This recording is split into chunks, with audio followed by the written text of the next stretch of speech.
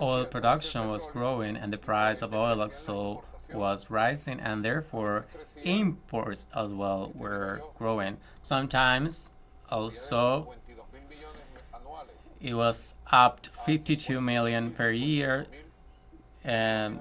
exceeding 56 million by year. The oil inputs that come from the price of oil, and we were importing more than that.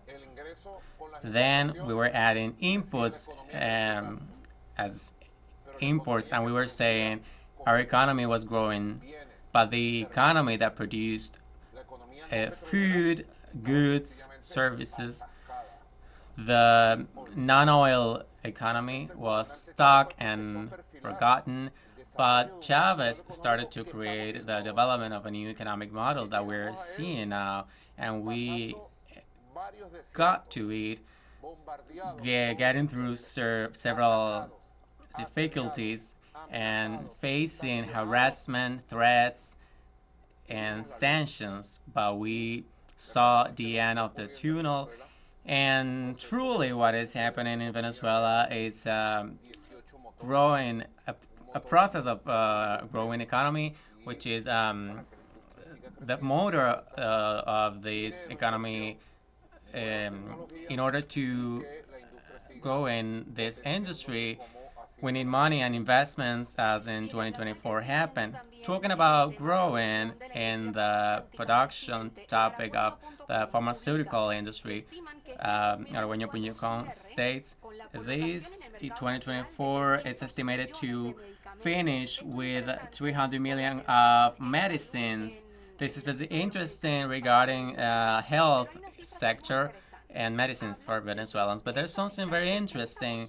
Of these figures, 70% are national production medicines and 30% of imported medicines. We have faced several scenarios, and we remember what happened in the pandemic when the sanctions and the blockade didn't allow the entrance of medicine and vaccines. And now this scenario is better in the pharmaceutical industry for Venezuelans, and this year will finish like this. What would you say for industry and Venezuelans in this situation that the government is granting? The pharmaceutical industry is one of the most important motors when we develop the growing motors, and it reacted very well. Venezuela achieved developing advanced technology, we might say, between the years 2006 to 2014. There was a lot of investments and important funds, and the pharmaceutical industry of Venezuela positioned in a place with great capacity for production of several medicines. But this ended when the sanctions and economic war arrived, and we all remember the shortage, painful shortage that there was in the pharmaceutical system of Venezuela. I remember it very well because I suffered a lot with this, mainly when the pandemic arrived and the government of the United States strengthened and this personal that all of the pharmaceutical industries of the world to avoid them to sell medicines or matters to Venezuela, and specifically any kind of medical inputs or medicines to address the pandemic. That was a horrible harassment. We faced it, luckily, with the support of important businessmen and women here and of the world. And that time, Alexa was kidnapped. Alex was one of the businessmen that helped the most country to the arrival of the medicines. I always remember remdesivir, which was the first antiviral in the world with effective power against coronavirus. When I found out by an international article that such thing existed, because we were investigating every day last innovations in technology to address coronavirus, I said, what is going on with this? And we started to do some research. And they didn't sell us remdesivir.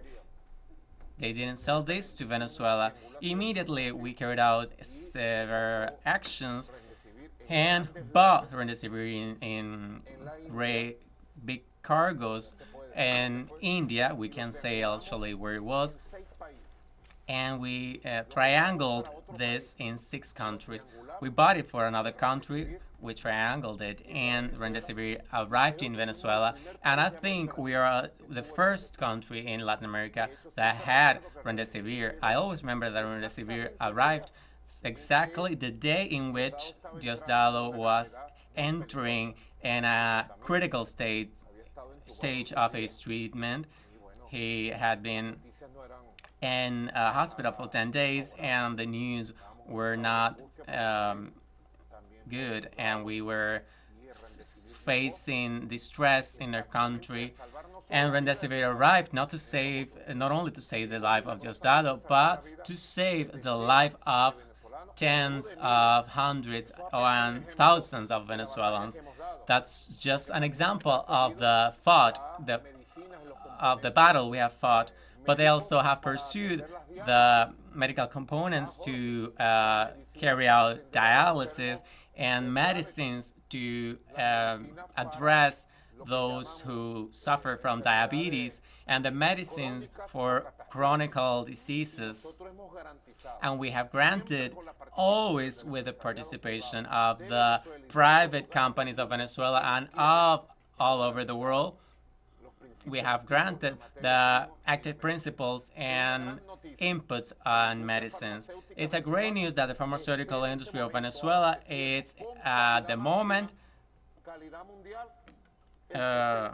supplying 70% of the medicine of the national market. It's a great news, and it's being complemented with the 30% that we import. So luckily, you can go out to any town or city of the country, and you will see that we have advanced from a catastrophic situation due to the sanctions, from a shortage of 70% to a full supply. Not only the existence of medicines, but as you say, the access. There are ways to distribute medicines so that the people can have according to their capacity. We keep reviewing the news. We go back to the portal. Banca and Business talks about banker credit. That reads that in dollars it augmented 99.91% and reached $2.27 million in August. Also reads that Venezuela's bank leads the market with a participation of 80%, and in another line, rate that is augmented when compared with August, but also grew 104% regarding the 12 last months. That is correct. Something very important is that in this catastrophic era of the sanctions, the banking system of Venezuela, even whether public or private, had the capacity to face and overcome these difficulties with strength.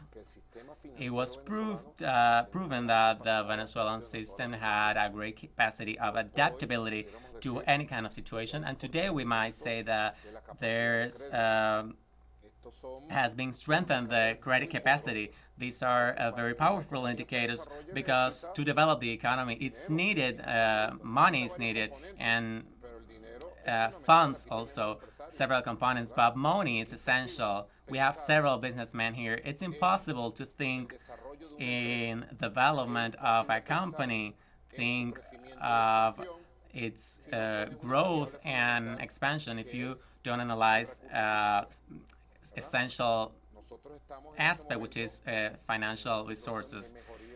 We are right now in a situation where we are improving and advancing, and still the capacity to democratize credit, and the capacity to extend the possibilities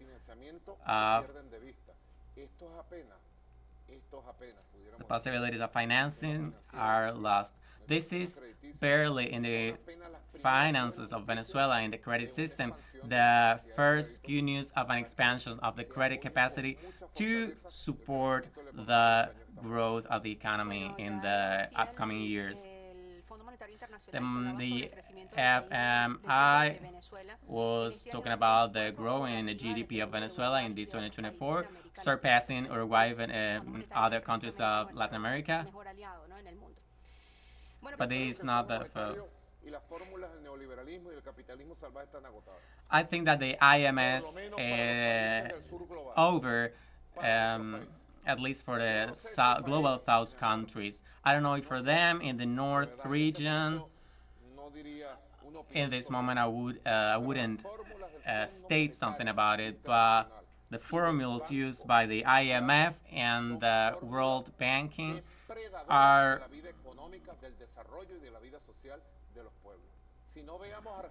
predatory for the socio-economic life of the peoples. We can analyze Argentina, which was 3 times victim of the IMS when it started to recover, and when did it start to go back to the path of Peron, when Nestor Kirchner broke and sealed the economy of Argentina with the IMF. Before, Carlos Menem delivered the great Republic of Argentina and all of its economic capacity and turned it in a colony of the IMF. It's Nestor Kirchner, the one who gave it freedom and with the tradition of Peronism and nationalism and independentism of our nation, Argentina. And when Macri arrives, what does he do? Deliver to mercenaries of the IMF to Argentina and cause a crisis. And what is Milei doing now? He's destroying the economic apparatus and technological apparatus of Argentina, turning it into an economic, financial, and technological colony, and also social colony. And who's behind all this? The IMF. Those who want development and peace for their countries, and those who want to walk the path of the 21st century to build peaceful and strong societies with powerful economies, needs to break ties with the IMF. It is a shadow, an evil shadow for the peoples, without a doubt. Well, President, we keep reviewing, and let's go to the political area. We have the website of the Venezuelan Agency of News. They are talking about, in this headline, about Jorge Rodriguez, who reveals an original of the letter signed by Edmundo Gonzalez, where he complies the sentence of the Supreme Court of Justice. Several things has happened in these days. Publications in international media are trying to change the situation. They have said that they don't have details, or it's not the time to reveal details, to reveal the reasons why Edmundo left the country. Then they say that when these proofs were presented, it has been respectful of the agreements achieved, but the opposition was talking about the supposed coercion under Edmundo Gonzalez signed this letter, that several denied that existed, but Jorge Rodriguez, president of the National Assembly, presented to the world's media in an original format. That damn letter, handwritten by Edmundo Gonzalez. But since this topic is so interesting, I'm not gonna talk about it. Luckily, in our program of today, as an audience, we had Dr. Jorge Rodriguez Gomez, and I invite you here.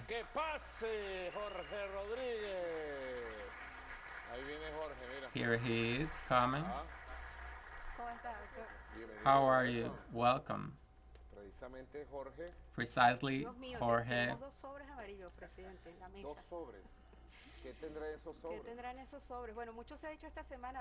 A lot has been done this week and have been said about this letter and the denial of Will's media about it. Beyond these documents that, of course, we're going to show, what has been proved are two things of this process that started on July 29 until now.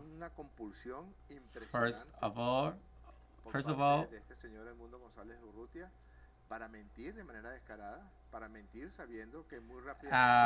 compulsion to lie on the side of this person, to lie with a coward attitude that one might say, how is it possible that this person changes his mind and so dramatically? These are not only two documents. So far we have among documents and communique and publications like 8 or 9 declarations that are contradictory. And someone with this disposition to lie,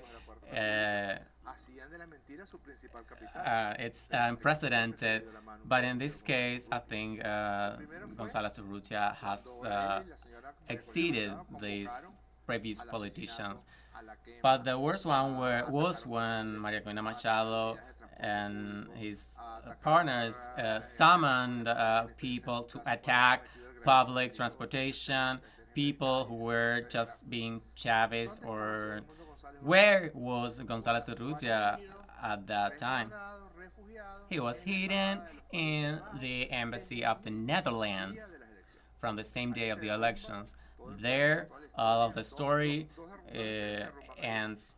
Two stories. He was not the hero exposed by the international media, because he was hidden in the embassy while 27 Venezuelans were being murdered. And also, he was now being coerced because he was just hidden. And we need to wonder why the ambassador of the Netherlands interferes in politics of Venezuela after he said that you need to move to the embassy to travel to Spain. He told him, the ambassador of the Netherlands said coward to Edmundo, and it's certified in a letter sent by the ambassador of the Netherlands to its parliament. It is the Minister of Foreign Affairs, the one who said all this. It sends a letter to the parliament.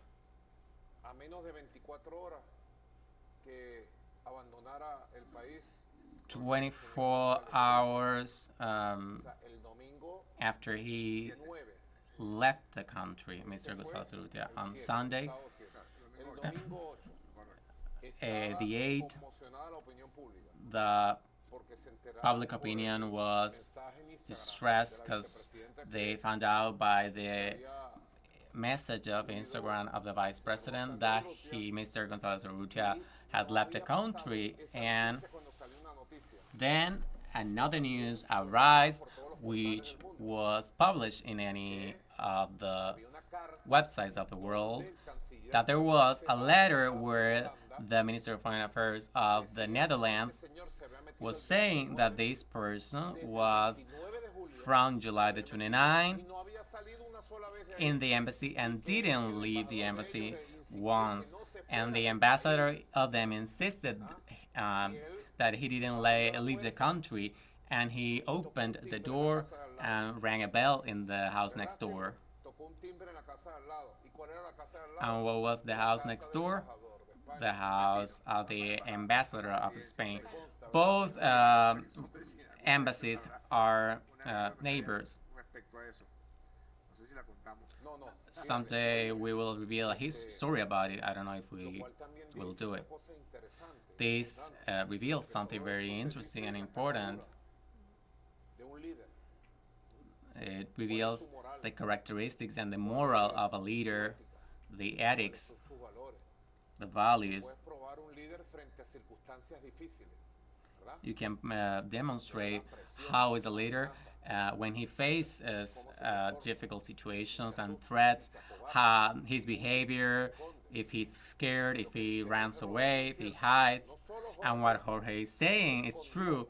Not only the fact that he was hitting on the 29 the early morning, but he didn't leave the embassy ever because he was not participating in the manifestations summoned by La Sayona. He was not in Las Mercedes, he was not in the mall leader in Parque Cristal. He never left the embassy. We only knew of him because he appeared with a blue tie, with a flag of Venezuela behind, in videos published in social media where he was saying that he was hidden. He abandoned his people because he was in an embassy. He sent the little commandos to attack and kill, and then where summons were made to defend him as a leader, he was just hidden in the embassy of the Netherlands. Sorry for the interruptions. Yeah, you are right, Mr. President, because also he might say that he was coerced, etc. But what coercion did he face on July the 29th, 30?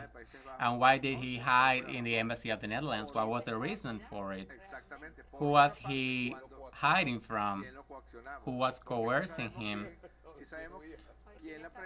We know who was putting pressure on him through the phone, who scrammed at him on September the 6th and told him that you were not and told him don't be a coward.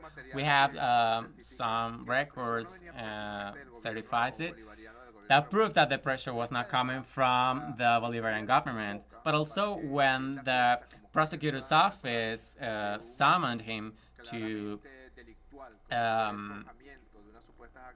accomplish sentence, he, through his lawyers, who is another liar in the history of the law of Venezuela, he declared 4 times and has lied 5. He sends a letter to the prosecutor's office where he recognizes the public powers, the Supreme Court of Justice, and the Venezuelan state, and the head of the Venezuelan state, which is President Maduro, before they established contacts with us on September the 3rd. And on September the 34th, the lawyer that I don't know, whose last name is Aro, declared to a question of a journalist of the CNN in Spanish that Edmundo Gonzalez will never ask for political asylum and will never leave the country. And on September the 4th, I got a call from someone who Edmundo Gonzalez sent, saying that he was in the embassy of Spain and he asked for political asylum and he wants to leave Venezuela and finish his political career. That was the message that I got personally, and after those days we processed that information. Then we established contacts in both sides, first through an interlocutor established by González Urrutia. He's such a coward that now several people have been attacked by his fault, and he doesn't defend those people that didn't do anything else but defending him and accomplish what he ordered. The conversations about his desire to leave the country started. And of course, the government of Venezuela, directly with the Spanish government through their ministries of foreign affairs, established the technical elements as the safe conduct to authorize his departure of the country. Then he prepared a document. This is the original that after he said was made under coercion, where he really, this document has been identified as a capitulation, a surrender demonstration, and it is because in this document he acknowledges the president of the Venezuelan state, the president of the National Assembly, and the Attorney General of the Republic. But the most important fact is that he said, I don't agree with the sentence of the Supreme Court, but I comply it. When you comply a sentence and you go there and realize that what he is complying was the results announced by the electoral, by the CNE. So what he is acknowledging is the results of the election. What happens with this document? Another element I want to talk about is the immense fight that is happening in the extreme wing of Venezuela. This letter appears in websites of the right wing of Venezuela on Monday, September 9. In web portals, this appeared that this letter existed, and this person sent Jose Vicente Aro, and he stated that Mr. Gonzalez Urrutia didn't sign any letter at all, that this is fake. The lawyer of him said this in the morning. And I said to this interlocutor, if Gonzalez Urrutia doesn't deny Aro's declaration, I will show the letter. He didn't do it. So we showed the letter signed. Here, I asked him to sign to avoid modification of the text. And here it is. And here is when González Urrutia said that this was made under coercion, involving the government of Spain in such huge trouble, because if this was made under coercion, and the only time where the vice president saw Mr. González Urrutia was in the residence of the ambassador González Urrutia. How is the issue of the whiskey? We held several reunions and calls to talk, and the tone was always cordial, and there was certain party ambience there. Then the ambassador offered us whiskey and chocolate,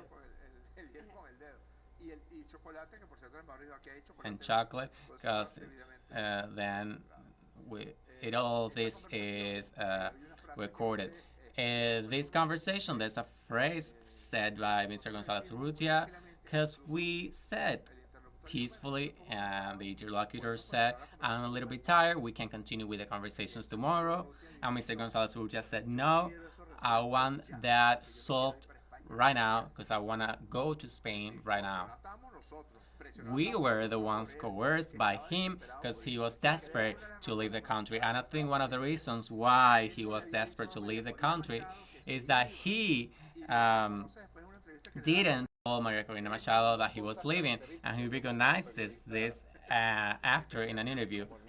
These are two characteristics, because these days of gossip, Mistress Fascist Sayona was live one day with this one of these influencers out there.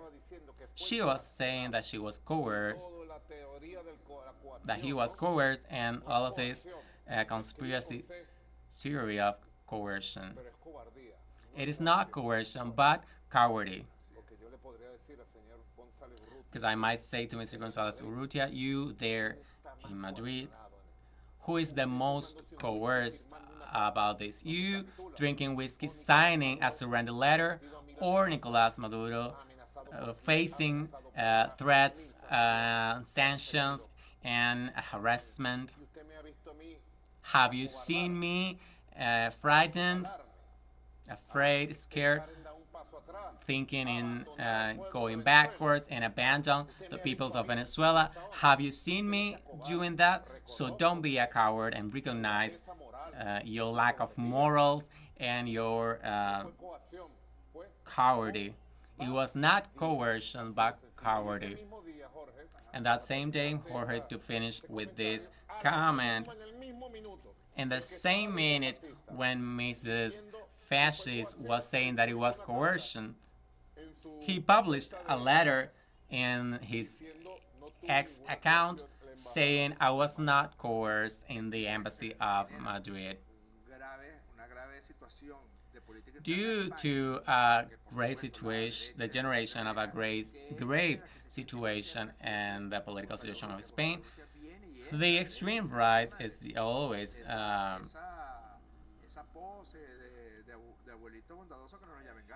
related to the fascist extreme right. He has always been racist and misogynist, and that is public matter.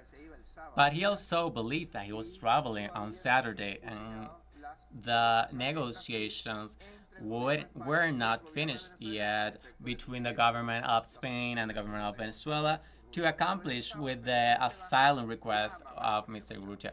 But on Saturday, believing that he was leaving, he calls Maria Corina Machado, and is when she finds out that he was of his departure of the country, and she screamed at him, and he said the decision is made and hangs up the phone.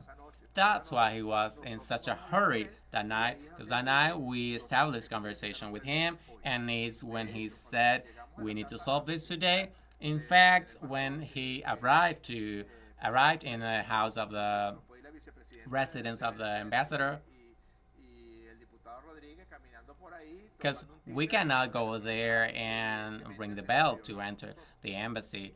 Evidently, he asked for our presence there. If we are there, it's because we were asked to be there. And when we entered and he was wearing a comfortable shirt and shoes, he said, I am wearing this because I expected to travel today. The fact is, he was thinking of calling her from the stairs of the plane. Then another thing happened, and is this person, Aro, saying that this document was signed under pressure and that he asked for the country and the political prisoners. That is entirely false. The only request made for Mr. Gonzalez Urrutia referred to personal belongings, his apartments, his car, and he asked me to sign a letter addressed to him. This is a second document that it is not of public interest yet, but we're not going to publish it today.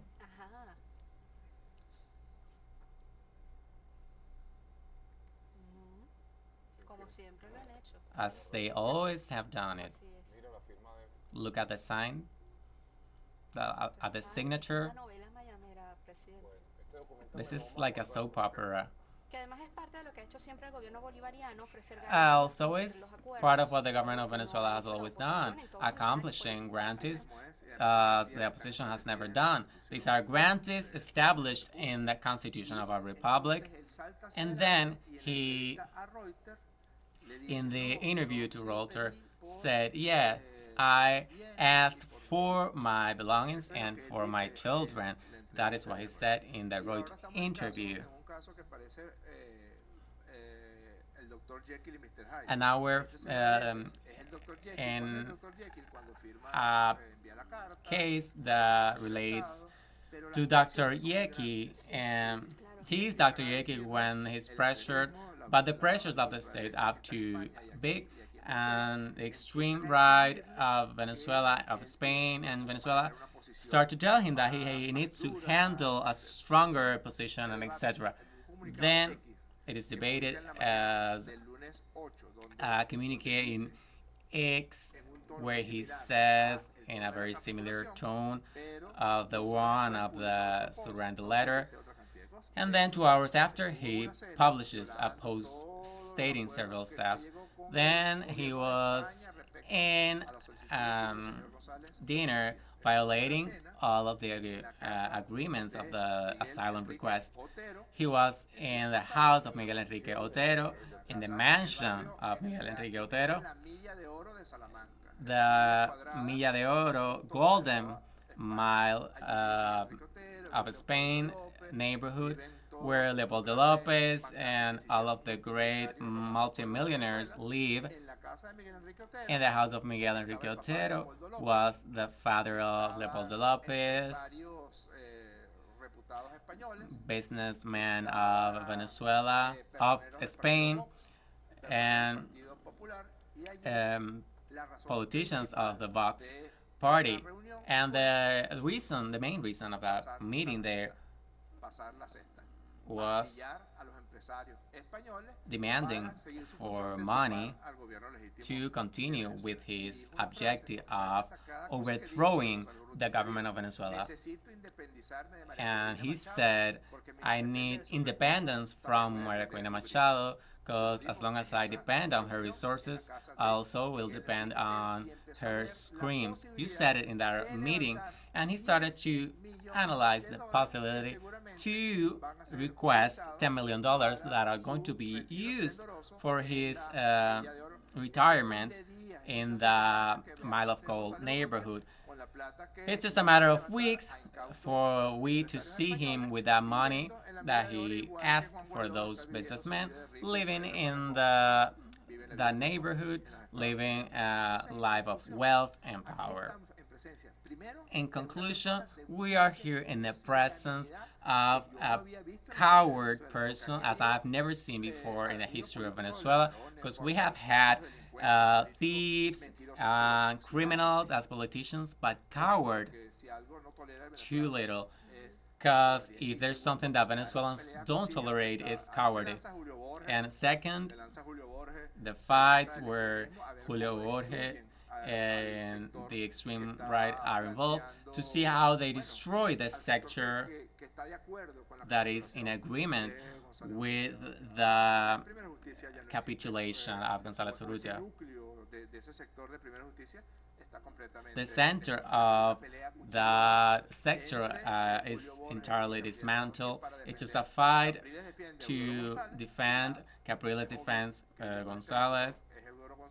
The interlocutor is Edmundo Gonzalez, because he has pointed it out in several posts. And the state of Julio Borges is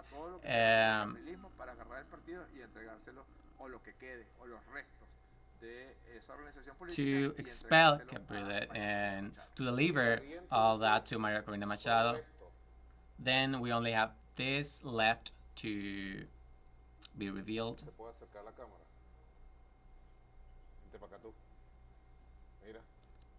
Look, here we have 2 copies are going to be printed, the signature of President Jorge Rodriguez and the signature of Mr. González Urrutia. But this will be revealed in the next chapter, and I give you back to your letter, Mr. Rodriguez. This is a worthy document. Thank you very much for your presence, Mr. Jorge Rodriguez. Well, President, we're going to review our last news, very interesting for everybody. And I believe that González Urrutia has demonstrated that they were taking care, uh, they were hiding from their own partners of the opposition. You can expect anything from fascism, even lies and more. And he knows this because he was there his whole life. Well, President, we are going to review our last publication of Digital Zone with the journal El Universal. He has said that this has been a public agenda, and in this new moment of the geopolitical mark of Venezuela and the world, the getting close Latin American peoples is important. This has been an encounter very relevant here. They are carrying out a productive project that goes according to the 21st century and is being created with marvelous strength and has an experience of over 40 years agricultural experience with a model that preserves soil and educates farmers. We have decided to boost a project that is going to be named Project Patria Grande del Sur, and we have here the Sin Tierra movement, the leader of this movement, Pedro. Welcome.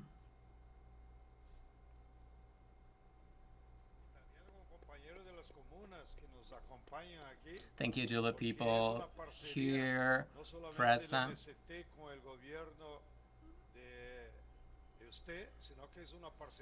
This belongs to the Brazilian people and also to the Venezuelan people.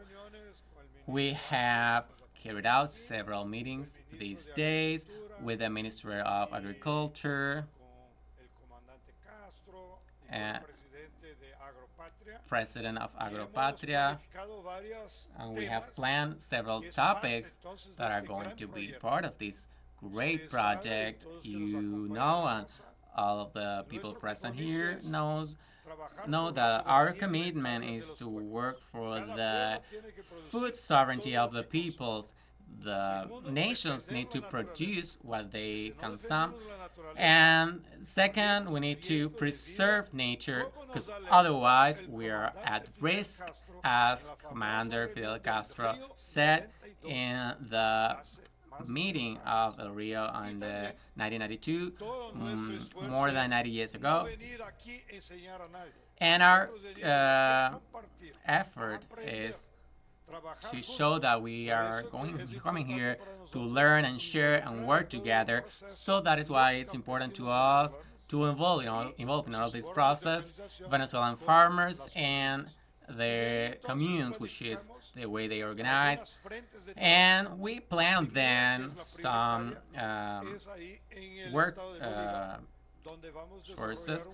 The main one in the Bolivar state, where we're going to develop a project that we call agricultural and stock production related in a same area that we're going to share that territory of almost 10,000 hectares, where we're going to plant local trees to preserve nature and also to produce food like cacao, banana, and also having food as manioc and corn and animals.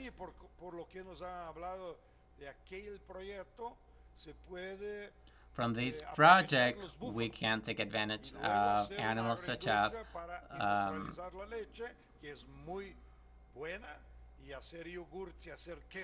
buffaloes, and producing cheese and milk, etc. And to develop this project, we are committed to bring technical personnel and members of the NST and held here with us was committed to organize the Venezuelan farmers that live there or nearby to those states. They are in the Bolivar state. But also, I would like to share with you and all the people here that in that plan of food sovereignty, we're talking already in another production issues. Second one would be production of seeds, because unfortunately Venezuela is still importing seeds. So then we have signed an agreement where Delcy Rodriguez, Ms. Vice President, was involved, and next week we're going to bring 30 tons of beans to start the production, as we have signed with Agropatria an informal protocol to build with Chinese technology 2 factories, one of biofertilizers here in Caracas to take advantage of the organic matter we have, and another one there in Carabobo, where the market of vegetables and fruits is. We want to use their waste to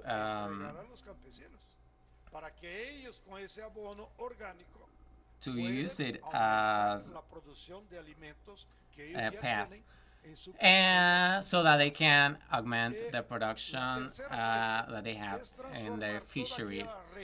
And the third element is to transform the region of El Valle from here to Carabobo, which is a very rich region and close, near to Caracas, to produce vegetables and beans that typical of Venezuela. So we're going to fill all of that area.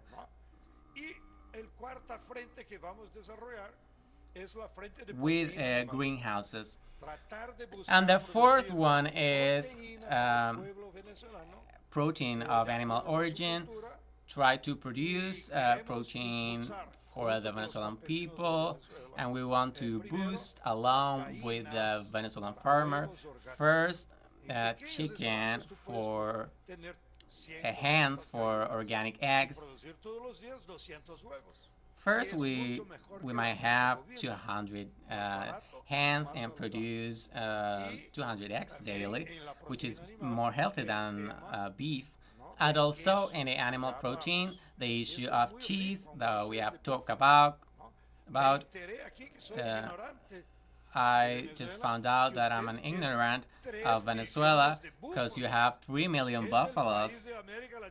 This is the Latin American country that has the most buffaloes. Yes, it is. Let's go deeper in this and create agricultural industries to use that milk. Even Mr. Pedro Maravé, president of Agropatria, put me in charge of task to discover maybe Vietnamese but might help us because they have a lot of buffaloes.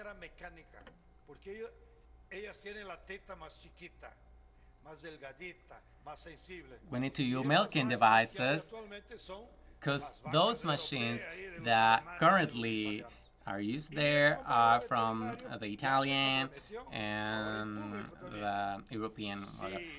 And so this person was committed to, if the Vietnamese don't have those milking devices, we're going to create a factory of Venezuela adapted to buffaloes. And finally, President, to the last issue that I enjoyed a lot is the sugarcane. Do you like sugarcane? There are two countries in the world that produce sugarcane with farmers, India and Venezuela. In Brazil, this is a shame. We have sugarcane crops with more than 50,000 hectares, which were burned due to wildfires. 330,000 hectares of sugarcane, and that generated a shortage of sugar. Why? Because all of the agribusiness, instead of producing sugar, are producing ethanol to as a fuel. They are going to hell. Here in Venezuela, you are not only sitting in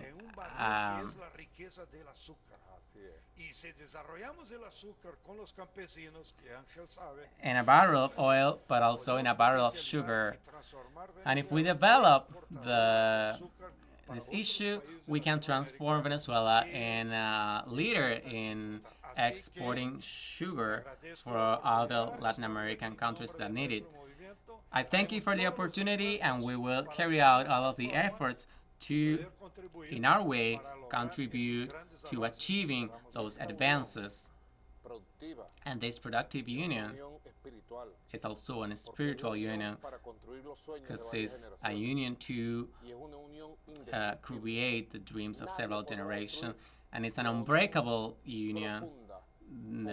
Nobody will ever destroy the political, spiritual union between the Brazilian and Venezuelan peoples that we are sealing now with the project Patria Grande.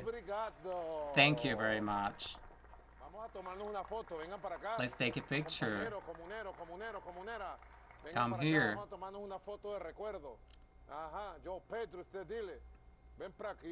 Come here.